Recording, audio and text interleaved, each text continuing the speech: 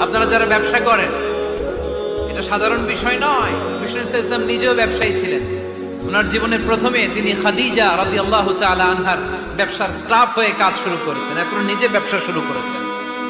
এরপরে খাদিজাতুল কুবরা রাদিয়াল্লাহু তাআলা আনহা সব সম্পত্তি বিয়ের পরে বিশ্বনবীর পায়ের সামনে ঢেলে দিয়েছেন। বললেন, ইয়া রাসূলুল্লাহ, এই সম্পদ আমি আপনাকে দিয়ে দিলাম, আপনি ইচ্ছামতো দিনের প্রয়োজনে খরচ করেন। সুবহানাল্লাহ পড়েন। এজন্য বিষ্ণু ইসলাম আমাদের জন্য উপমা, আব্দুর রহমান ইবনে আউফ আমাদের জন্য উপমা।